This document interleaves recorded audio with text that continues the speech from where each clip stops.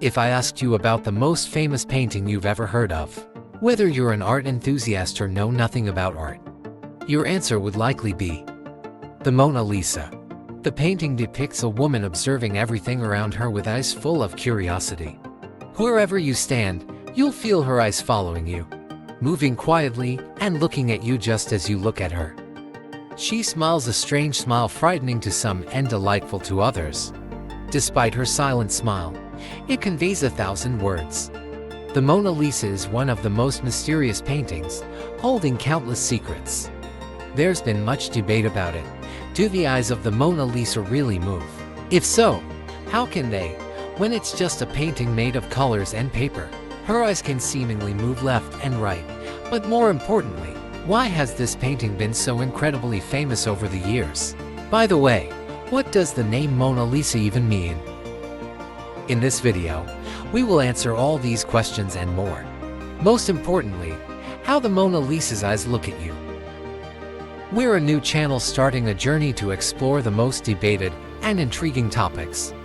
If you're interested to joining us, please help us continue this exciting journey by subscribe, like and share. First, if you don't know what Mona Lisa means or why it was named that, let me explain. In Italian, Mona means lady, and Lisa is the name of the woman depicted. Put together, the painting's title translates to Lady Lisa. Who is this Lady Lisa? What's her story? And what's the secret behind her fame? The Mona Lisa was painted by the Italian artist Leonardo da Vinci in the 16th century. And its fame stems from several reasons. The first reason is Da Vinci's revolutionary painting technique. He used a three-dimensional approach, capturing both the side profile and the frontal view of the woman in the same painting. This gave the portrait a three-dimensional and lifelike quality. Leonardo da Vinci essentially sparked a revolution in the art world when he painted the Mona Lisa. Before that, paintings were flat, often depicting subjects in a single profile view. Comparing those older works to the Mona Lisa, you'd feel as if the Mona Lisa is alive, filled with life and beauty. Da Vinci's technique, known soft shading, was another groundbreaking aspect. He blended colors gradually without clear lines or edges, a style unheard of at the time. This innovation added depth and realism, making the painting appear like a living world filled with mysteries. One of the most intriguing aspects of the painting is her enigmatic smile. Researchers have been puzzled by it for centuries. It seems to change based on your mood. If you're happy, her smile feels joyful. If you're sad, it appears melancholic, as if her expression mirrors your emotional state. One of the Mona Lisa's most famous features is her eyes. First, let's clarify that her eyes don't actually move, as some people imagine. It's all about the painting technique used by Da Vinci. He managed, through a specific method of painting, to make the Mona Lisa's eyes extend at a 30-degree angle. What does this mean? It means that if you stand directly in front of the Mona Lisa, her eyes will seem to look straight into yours, which is perfectly normal. But if you step to the right, for example, and look again, you'll find her eyes still looking directly at you, as if you're standing in front of her. This is due to the dimensional technique Da Vinci employed. However, if you move more than 30 degrees away, you'll find that her eyes no longer appear to look at you, because the painting is designed within a limited range of 30 degrees.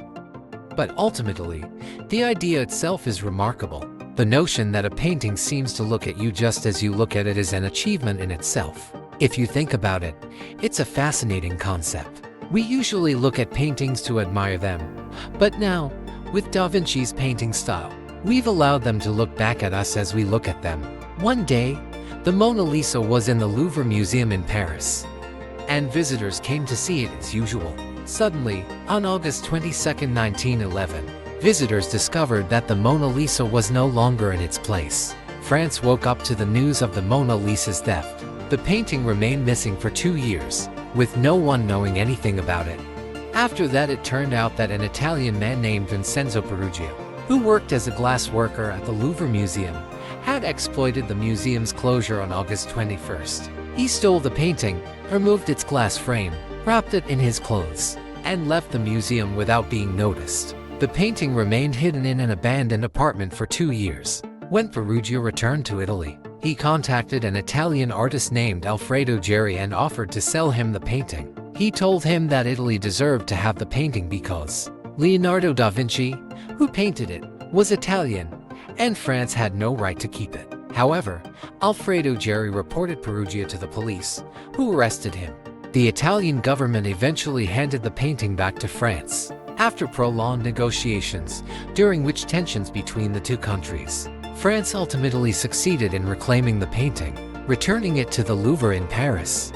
This time, it was placed in a bulletproof glass frame to prevent future thefts. Who then is the woman in the Mona Lisa? Historians have debated this question extensively, with many theories emerging. Some believe she was Leonardo's mother, others think she was his lover, while some suggest she was purely a figment of his imagination. One unusual theory suggests that the Mona Lisa is Leonardo da Vinci himself, but with altered facial features to make her appear as a woman. When comparing the faces of the Mona Lisa and da Vinci, researchers found a significant degree of similarity. However, the most widely accepted and credible theory is that the Mona Lisa depicts a woman named Lisa Gherardini, the wife of a merchant named Francesco del Giocondo. Francesco, a friend of da Vinci, commissioned the portrait to celebrate the birth of their new child. Leonardo spent many years painting it but never delivered it to Francesco. Instead, he took it with him to France. Over time, it was acquired by the French monarchy and eventually found its permanent home in the Louvre Museum. This account was shared by historian Giorgio Vasari, who wrote Leonardo's biography and lived during his time. Vasari was the one who gave the painting its name, Mona Lisa, after Lisa Gherardini. Finally, let me share a detail many people overlook. The Mona Lisa is wearing a delicate, transparent veil covering her forehead and head. This was a customary accessory for noblewomen of that era. This video was our first video in which we talk and answer questions that concern many people. In the next video, we will talk about the Bermuda Triangle, and what it revolves around. Is what is said about him fact or myth? We remind you not to forget to subscribe, like, and share to be part of our exciting journey.